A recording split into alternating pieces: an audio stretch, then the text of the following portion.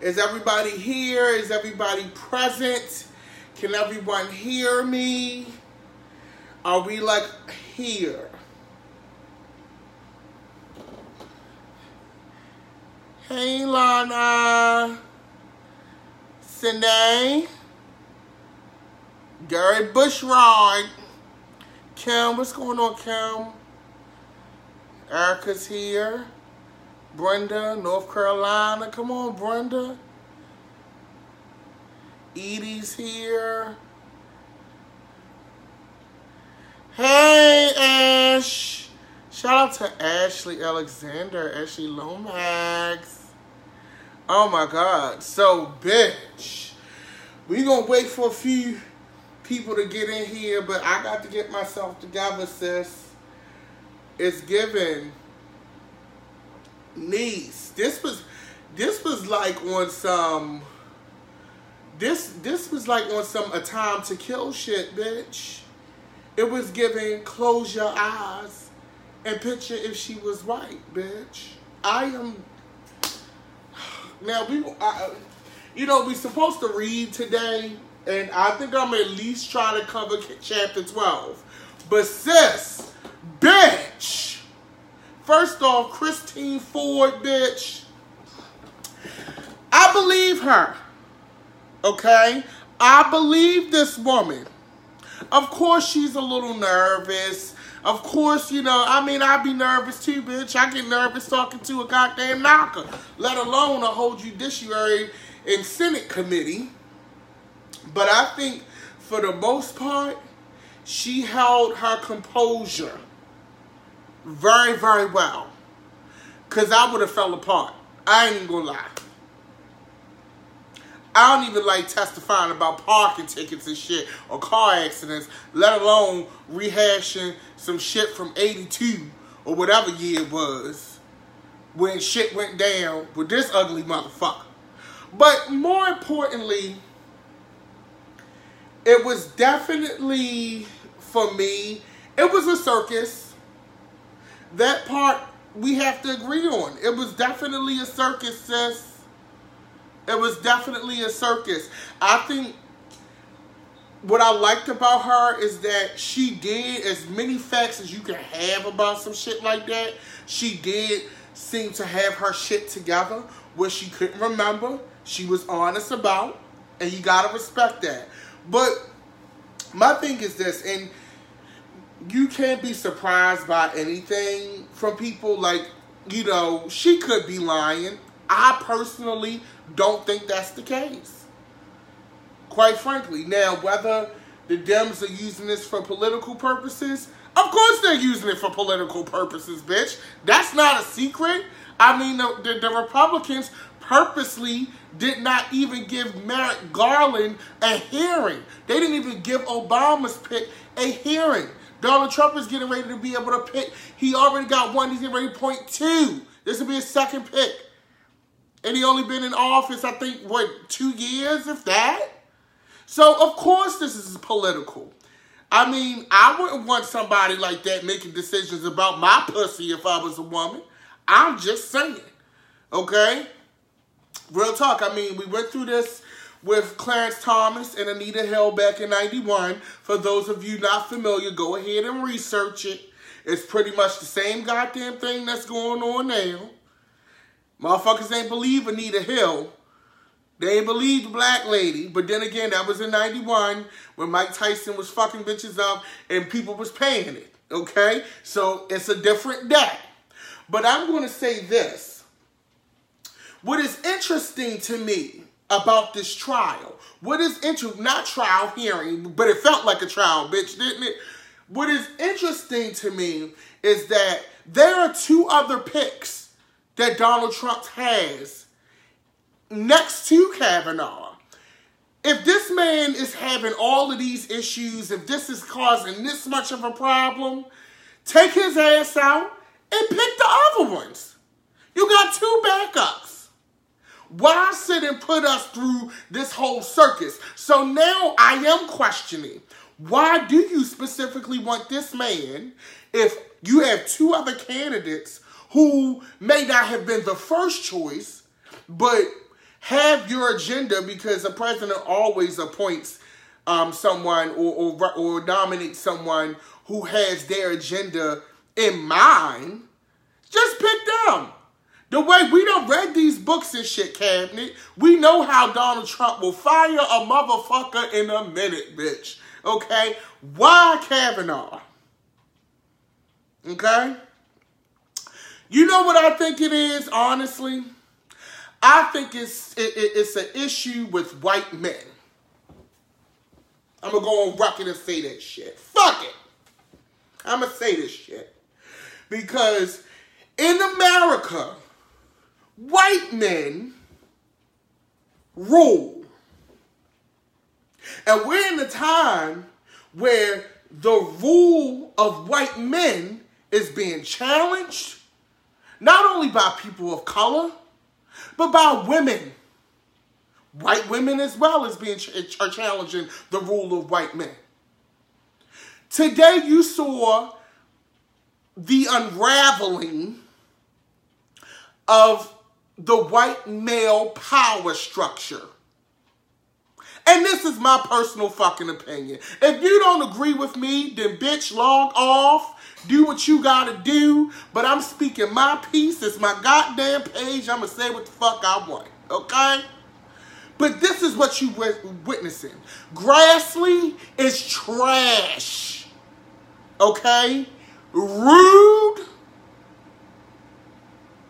No type of empathy. Trash. Even if you think this is politically motivated, this woman is meek. She's a science brain. She ain't come here for all of that. You're trying to intimidate this woman. But one thing I gotta give Christine, that bitch Christine came to play. Okay? She came to play. And what I loved about her, she didn't raise her voice. She didn't argue back and forth. The bitch just laid out her facts. And you gotta respect somebody like that. You know what I'm saying? You have to respect someone like that. She didn't come in there like she the baddest bitch. She came in there and said, look, sis, this is what happened. I don't really think he's suitable to be making decisions about females. Because understand Roe v. Wade, Roe versus Wade, okay? If you look at who's there, in the Supreme Court, Ruth Bader Ginsburg is your last hope, bitch. And that's no shade. Okay? So I understand what she's saying in the context. Okay? What she's saying in the context of what is at stake here. This is a lifetime job. This is someone who's going to be making decisions and rulings that will impact you right now, your children, and possibly your children's children. I think we need to know what his breath smell like, what kind of toothpaste he buy, if the motherfucker use wipes or toilet paper. We need to know all that. They all need to be out on the table. This is a lifetime job, $200,000. That's not including inflation, bitch. Why is this not pertinent? Lindsey Graham, use a whole whore. Okay? Now, I ain't got shit to do. I don't give a fuck about whatever deal you made with the Democrats and all this shit. But Lindsey, you really lost your mind today in this hearing. For those of you who didn't see Lindsey Graham basically lose his fucking mind, okay, and go off, bitch, this is the thing. This is the thing. Lindsey Graham, oh, Trump's terrible, Trump's this. But understand this, what you saw today, and as a black person, something that you see all the time, what you saw today was the white man not wanting to give up his privilege and understanding that he has it. That's what you saw today. And I don't give a fuck who feel any kind of way about what the fuck I just said. Bernie Mac voice, bitch. Okay? That's what you saw today. Greasley. Lindsey Graham. Even Kavanaugh. All that crying and shit about your daughters praying for this lady and all that. That may very well have happened because children are innocent. So your daughters may have very well done that. But bitch, we talking about you right now. That's what we're talking about. Okay? So I don't really give a fuck about if your children prayed for the woman or not. At this point, what's done is done. And the thing that's crazy about this, she's the only one that's testified. She passed the polygraph test. For all you whores that want to talk about lie detector tests and shit, she passed the polygraph test for you bitches. Okay? Captain Crunch going on that press conference yesterday that he did because he already knew what was getting ready to go down. Shit was trash. But I tell you one goddamn thing, that damn Kamala Harris, she's time enough for your ass, bitch. Okay? What I love about Kamala Harris is that she never raises her voice. She asks you to-the-point questions. She's giving the principal in high school that everybody liked but did not cross. Okay? That's what I like about Kamala Harris. Okay? The questions were pertinent, and this hearing, what I want people to understand is we are paying, like, even taxpayer money. Like, these people are all on payroll. So we're paying for this circus. You got 2 more picks in the stash, sis. Pick one of them. And I'm going to say this because you know I'm hard on both sides of the aisle. I critique the Democrats when they do dumbass shit. I critique the Republicans when they do nut-ass shit. Okay? But at the end of the day, even if this is political and the Democrats are pulling out all the stops, you don't think the Republicans would have did this? Like I said at the top of this goddamn tape, you don't recall what happened with Merrick Garland? Like, as much as we want to change where we're at, and we can do that, we have to first acknowledge where the fuck we at, America. And right now, we in the biggest football game of the century. Okay? You got this red side over here, you got the blue side over there. Anybody in the middle is becoming a casualty of war. Do I like that? No, I don't like that shit. But at the same time, we must acknowledge where the fuck we at and how we got here. Let's unpack that. We never watched, at least me growing up, okay? I don't recall seeing such division watching these types of hearings. Not to say that when I was growing up, okay, that it didn't happen, but not to this magnitude. Okay? Where people are unwilling. Lindsey Graham basically lost his mind today when he went off. You basically saw a bunch of powerful white men have a goddamn fit. They threw a tantrum on national television in a government event for all the world to see.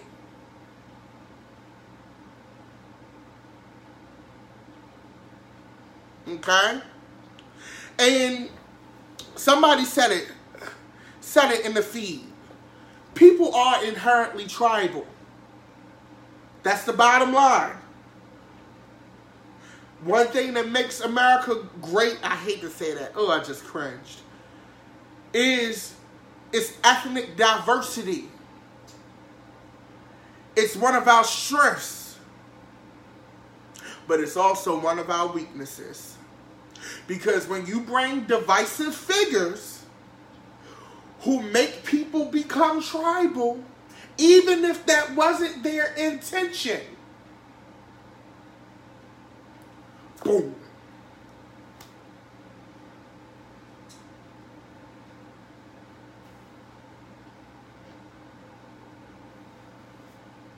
Let's think about that. And I'm not even mad at the Mitchell chick that basically did the talking for the Republican Party, because that was strategic. They basically got her to do the work because they didn't want to look bad. Let's look at the bigger picture. We're coming up on these midterm elections right now. That's why they're trying to push Kavanaugh through. That's why they're trying to push him through.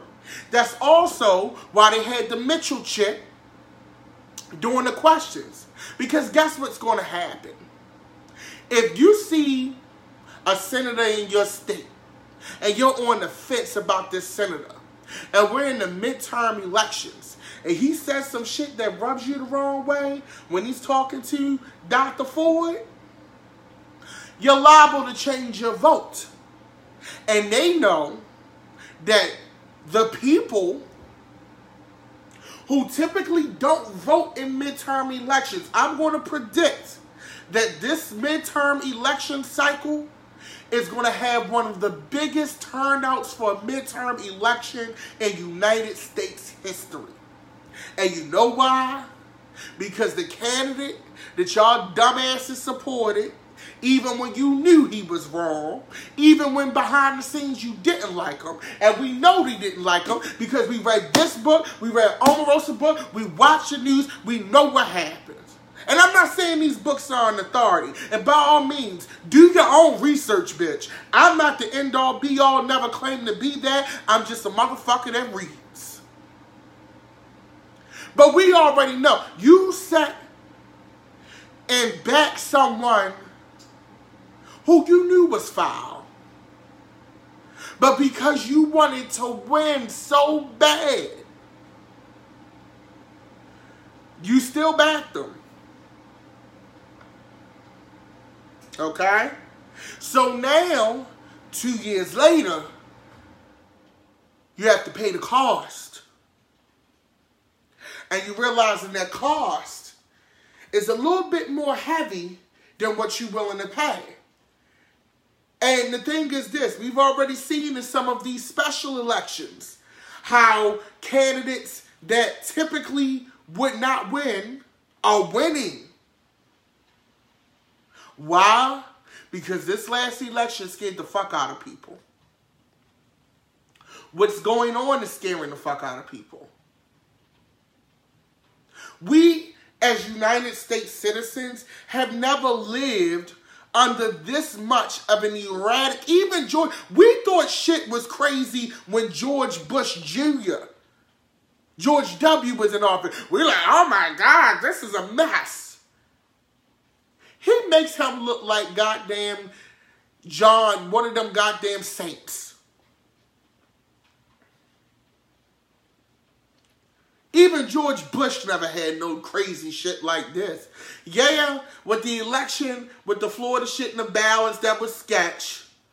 But once he got in office, we weren't looking at impromptu press conferences, erratic ass tweets. We don't know what he's going to say to international dignitaries. The president of the free world being laughed at the United Nations. We never lived under that kind of a regime in America. And all of them people that sit in them seats know that. And they know a lot of them know. That's why Lindsey Graham acting the way he is. That's why a lot of these motherfuckers is being so nasty. Because what they're showing is, you're seeing a lot of character flaws. Fuck whether you Republican or Democrat or not. Just the character. The soul of a man. The soul of a woman. What Lindsey Graham and Grassley did today, that was the soul of who they are. It's deeper than how they voted or how they will vote. You showed me today how you are. You showed me how you really are today. Okay? So now, on a human level, Lindsey Graham, I know you trash. Grass, I know you trash.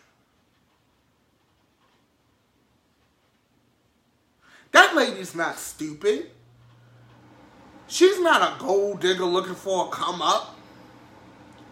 That lady is a very intelligent, highly decorated professional who very much has a life.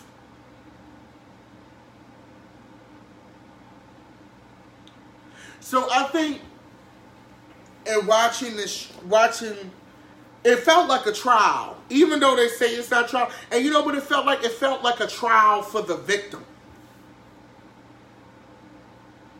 That's what it felt like. It felt like, and people have said this online, so this isn't some grand new idea that I had. But I think we can all agree today felt like a trial to find holes in this woman's story. That's what it felt like to me. And the sad part is they used the woman to pick the holes.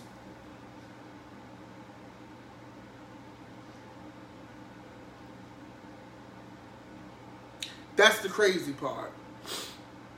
And for those of you who watched The Handmaid's Tale, when I made the comment today, or if you don't watch it, when I made the comment today about this reminds me of Aunt Lydia interrogating Offred, who their characters on The Handmaid's Tale. That's what it felt like.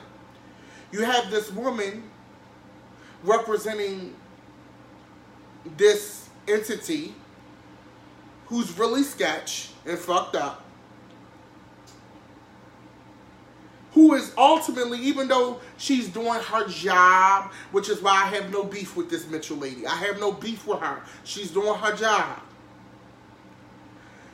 But you're using, you specifically said, let's pick a woman, and this woman who prosecutes sex crimes,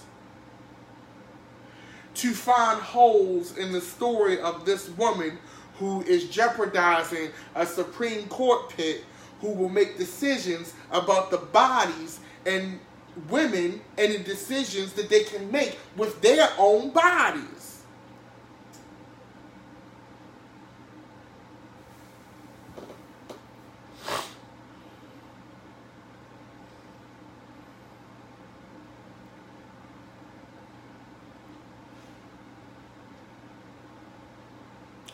That, you know,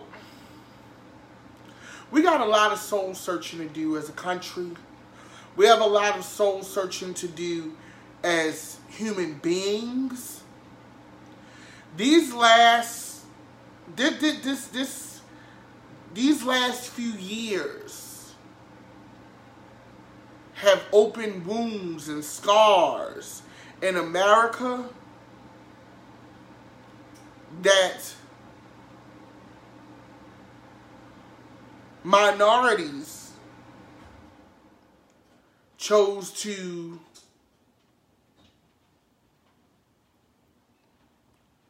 let go, and the majority chose to think that they paid penance for. And that's the best way I can describe it. And these are my opinions. And I think the gift that Donald Trump has given America is the gift of understanding that it's still fucked up. We thought during the 2000s, oh yeah, you know, we're great. It's America. We have a black president. You know, shit is cool. We're moving forward. No, sis.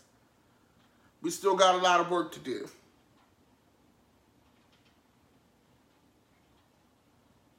And I'm not here to argue. Like I said, these are my opinions. I'm sitting in my living room after a very long day at work.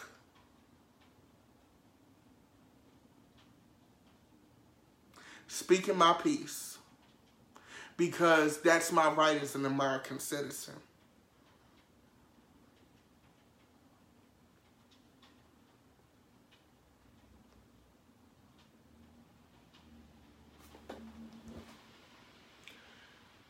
I don't want to argue. I'm tired of arguing. How do we fix it?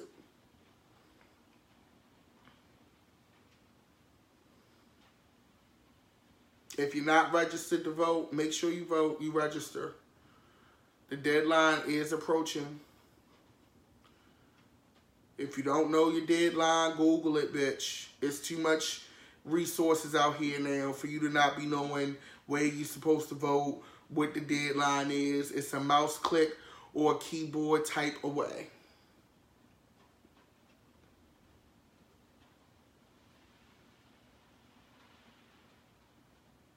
You know, Donald Trump tweet after, you know, the hearing.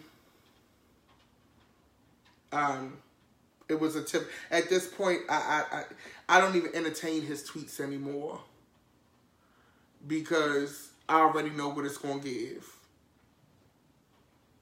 You want, like, what would be surprising is if he actually supported this lady or had some type of compassion when he tweeted. Him getting behind Kavanaugh, that's not a surprise to me. That's not something that I even entertain at this point. Okay. So, on that note, what I'm going to do is we're going to read chapter 12, because, bitch, that just wore me out. We're going to read chapter 12 of Fear. I have a busy schedule this weekend, and coming up Monday and Tuesday, we'll reconvene next Wednesday with a few chapters, and we'll get into that. And that's all I have to say about that. After we do Fear, I know some of you want to read Stormy Daniels' book, and I'll do selected chapters. I want to pick a book after that, if we continue to do this, that kind of restores our soul and kind of makes us laugh, gives us knowledge, but kind of restores, because these books, while they are useful and they're truthful, they take a lot out of your soul reading such deceit and hate and conflict all the time. I want to read something that also is going to restore us and bring enrichment to our minds in a different type of way. Because this is enriching to the mind, but I want something that's enriching to the mind in a different kind of way. Okay? Chapter 12. McMaster knew the biggest national security challenge would be North Korea. It had been one of the most difficult on the list for years.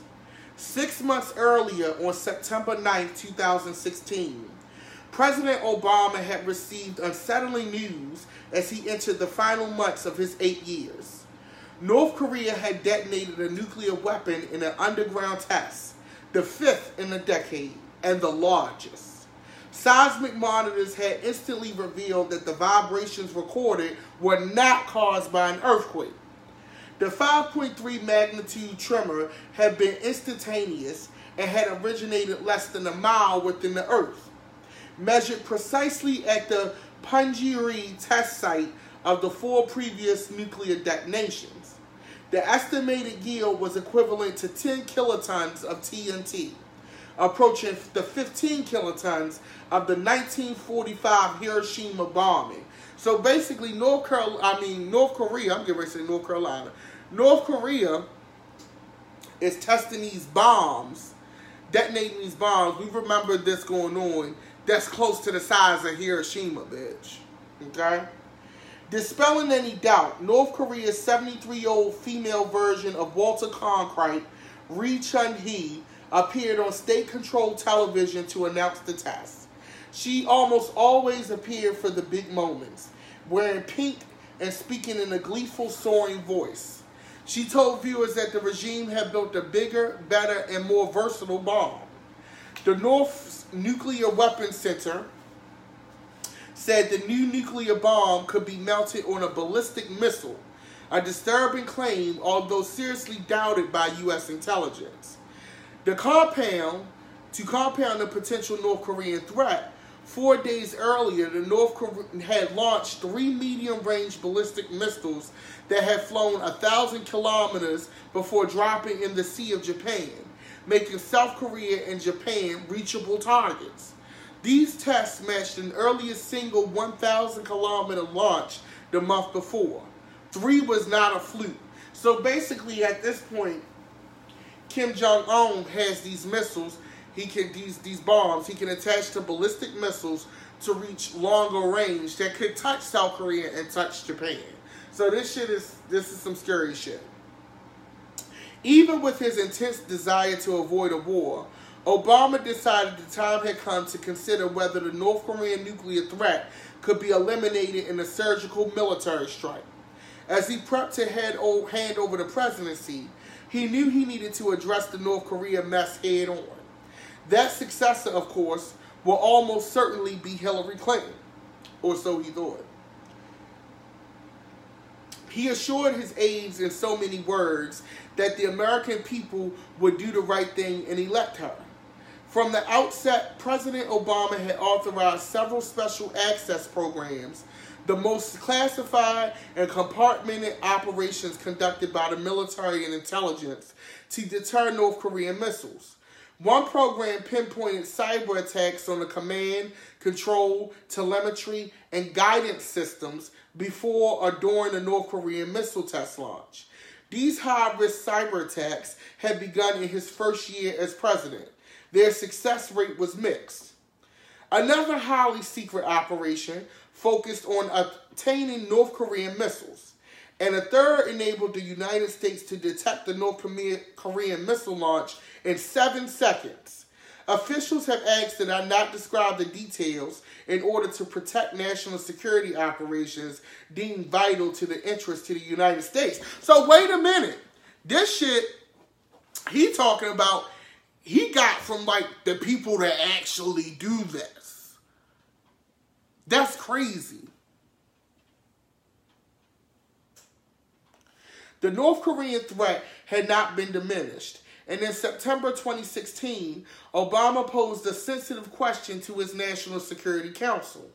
Was it possible to launch a preemptive military strike supported by cyber attacks on North Korea to take out their nuclear and missile programs? This unfinished business was particularly gnawing for Obama. His predecessors, Bill Clinton and George W. Bush, had addressed but not solved problems that had been mounting for decades. And now the United States had run out of the road.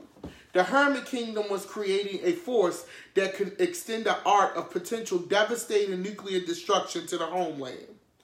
James Clapper, Obama's Director of National Intelligence, had begun his career commanding a signals intelligence listing post in Thailand during the Vietnam War. Now 75 years old, bald and bearded with a wide, expressive face, he was the granddaddy of American intelligence. Gruff, direct, outspoken, and seasoned.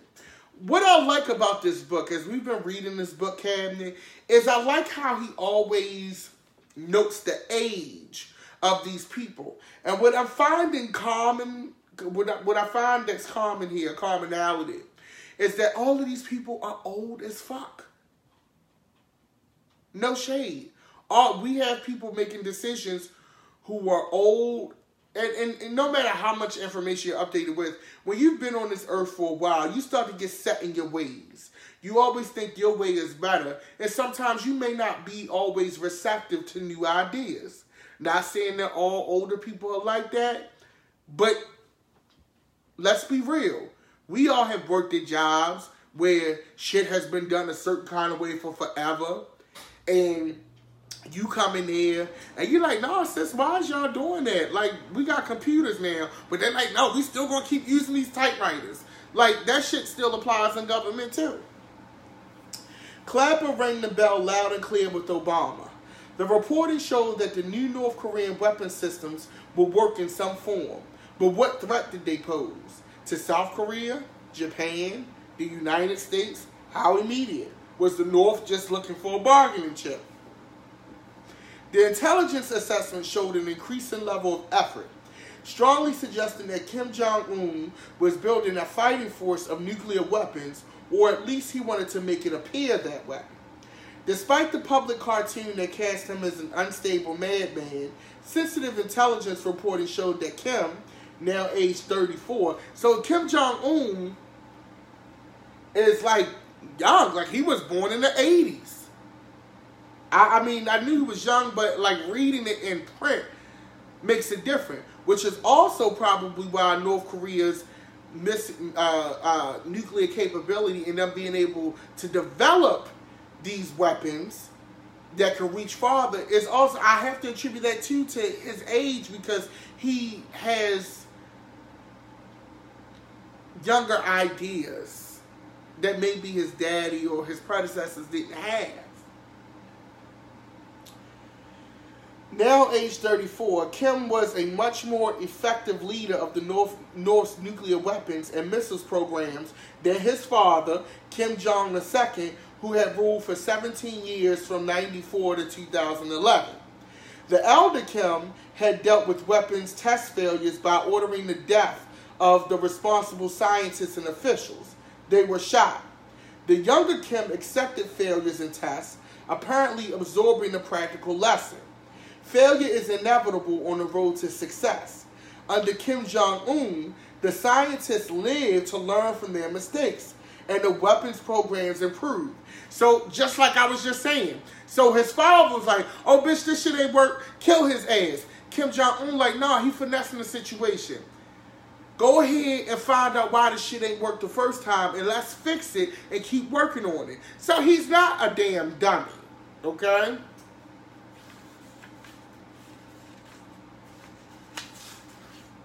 Obama tasked the Pentagon and intelligence agencies with examining whether it would be possible to take out all of North Korea's nuclear weapons and related facilities. Could they effectively target all of this?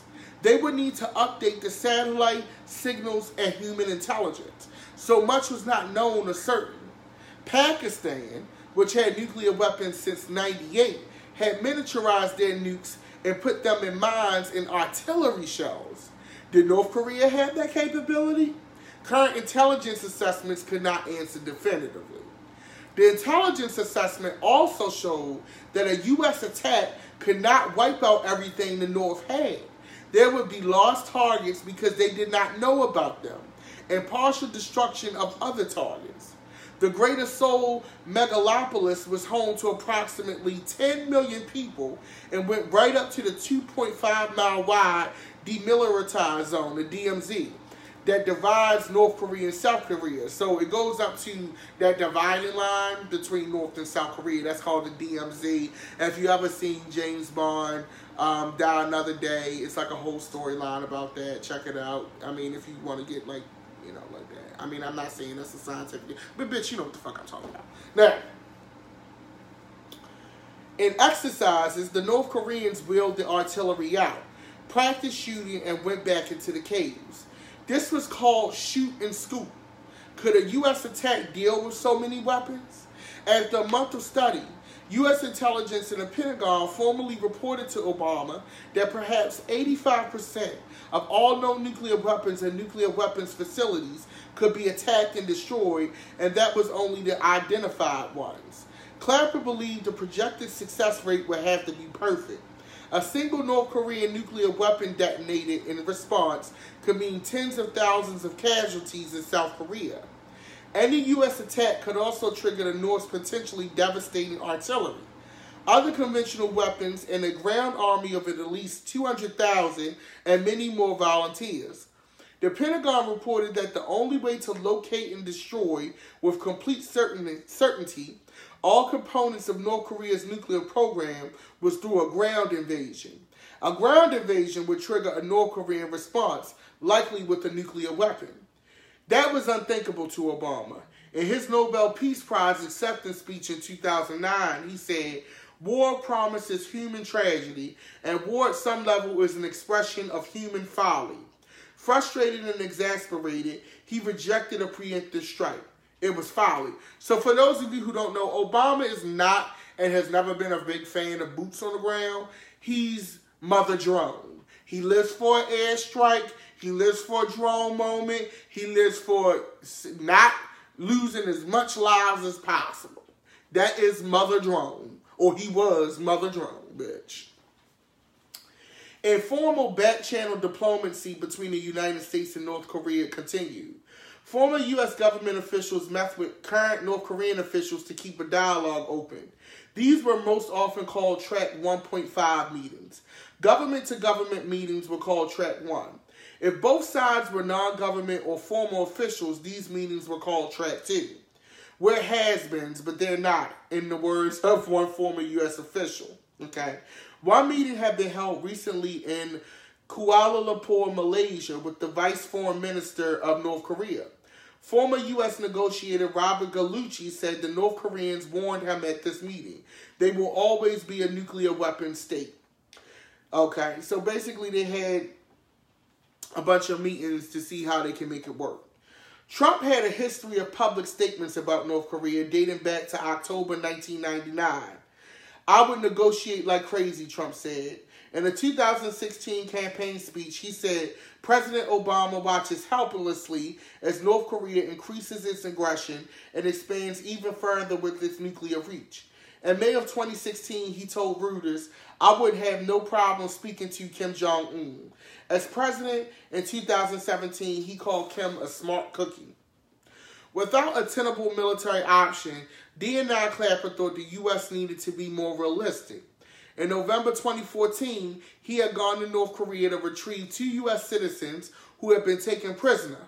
From his discussions with North Korean officials, he was convinced that North Korea would not give up their nuclear weapons. Why would they? In exchange for what? North Korea had effectively bought a deterrent. It was real and powerful in its ambiguity. U.S. intelligence was not certain of the capability. He had argued to Obama and the NSC that for the United States to say that denuclearization was a condition for negotiations was not working. Okay? So basically North Korea like, bitch, this is our shit, we gonna keep it. There was a single argument he made, Clapper said, that the North Koreans had not pushed back on during his 2014 visit. The United States, he argued, has no permanent enemies. Look, he said, we had a war with Japan and Germany, but now are friends with both. We had a war with Vietnam, but now we are friends. Clapper had recently visited Vietnam. Even after a full-scale war, peaceful coexistence was acceptable. Okay. As the Obama administration fanned through possible options, the discussion turned into the possibility of increasing the cyber attacks on North Korea. Some view cyber as the below-the-radar magic wand that might mitigate the North Korean threat. To launch broader cyber attacks effectively, the National Security Agency would have to go through servers that North Korea had in China. The Chinese would detect such an attack and could conclude it was directed at them, potentially unleashing a cataclysmic cyber war. I can't promise you that we can absorb a cyber counterattack, one senior Obama cabinet member told Obama. And that was a big problem.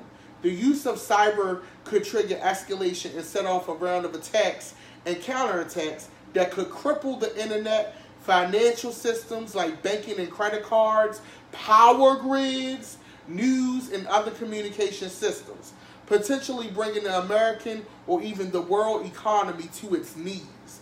The administration lawyers who had the top security clearances and were involved in the discussion objected strenuously. It was too risky. Investigators later discovered that North Korean hackers had lurked inside Sony's networks. Okay? There was a movie made about Kim Jong-un. The movie, a comedy called The Interview, depicted two journalists going to North Korea to assassinate the youthful dictator. To maximize shock value, so they hacked Sony. Remember when the dictator came out and Sony, all of them goddamn, Sony got hacked and shit after that Interview movie came out? On November 24th, North Korea took over Sony's computer screens. To maximize shock values, the screen displayed a menacing red skeleton coming at the viewer and the text hacked by GOP, short for Guardians of Peace, stating, "We've already warned you, and this is just the beginning." North Korea hackers destroyed 70% or more of Sony's computers, including laptops. So they took out more than 2/3 of the entire Sony computer system, bitch. All their computers. Employing thousands of hackers, the North was now regularly using cyber programs to steal hundreds of millions of dollars from banks and others on a global scale. 2 days after the election, Obama and Trump met at the White House. The meeting was intended to last for 20 minutes, but it continued for over an hour. Korea is going to be the biggest, most important thing you've got going. Obama told the president-elect, "It's my biggest headache." Trump told staff later that Obama warned him that North Korea will be your biggest nightmare. One intelligence analyst with vast experience and who had also served in South Korea said, "I'm shocked that the Obama administration closed their eyes and acted like the deaf mute and blind monkey on this issue. And now I understand why the Obama team said to Trump that the major problem you have is North Korean nukes. They've been hiding the problem."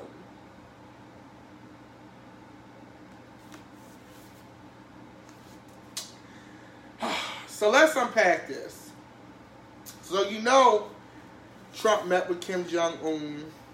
Allegedly, shit was cute. They came to a resolution and all that. But basically, what Bob Woodward is saying is that North Korea seems like a bigger threat than what it actually.